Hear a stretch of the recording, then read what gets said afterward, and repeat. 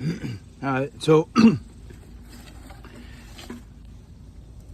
letter I, which is one of the upper thighs, has this here angle joint. The letter J, which is the other upper thigh, has another joint. So for I,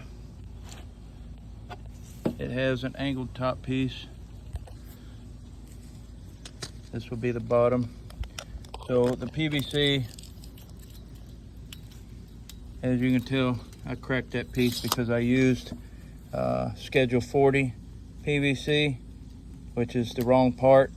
Most of my stuff is this 200 PSI thin wall 3/4 inch, and I didn't catch it, and when I shoved it in I busted this piece here. So make sure you use the 200 PSI thin wall 3/4 inch PVC. I have this piece in here because I was piecing pieces together to try to, because I didn't have enough PVC pipe. I used a lot of it. So, but anyway, I glued that piece in there already, so I can give you a rough estimate for I, which is going to run right around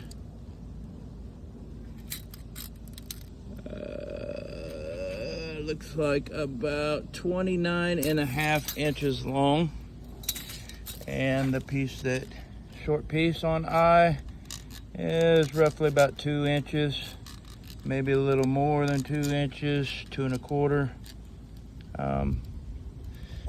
For the letter J, that one is going to be roughly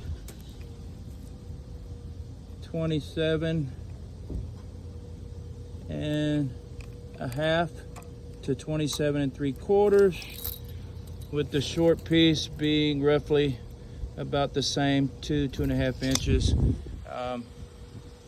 Those can be trimmed as needed as long as you don't glue anything together until you get it all squared away. As you can see, I've had several trial and errors trying to get the right length and everything. So but those are the lengths for the two upper thigh pieces for PVC. That's J and I. So for G, here's G, and if I wrote that correctly, I'll measure it here, but it should be 41 inches.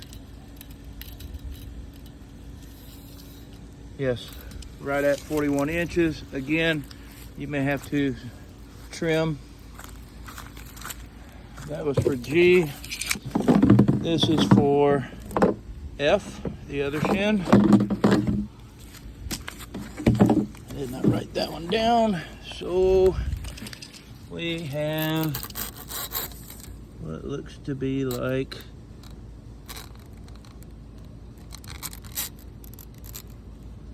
37.5 inches, closer to 38. So F is about 38 inches long. Those should be the 4, 5, 6 with the 2 small pieces. That should be the 6 pieces of PVC pipe you'll need. Again, that's 200 PSI thin wall 3/4 inch PVC. Also remember, when putting the PVC over this piece here on the ankle, that you may have to heat the end of the PVC up, not a lot, but enough for it to flex, because these I made pretty kind of tight. So you may have to heat the end of the PVC pipe up and slip it on there.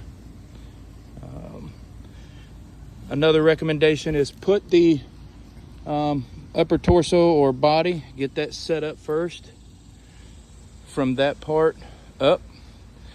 Get that set up how you want it, supported how you want it. Trying to move both legs and just this bottom part around. I did snap off one of my pieces here. It's a little thinner than what I normally make, but it was a demo part.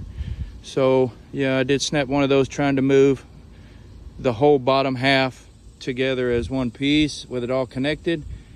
They do move around, and you put enough force with that length of a leg, it's going to snap. It snapped up at the top by the hip. So just make sure that you get the body and everything where you want it, get it supported and stationary how you want it, and then start adding the leg pieces on one at a time.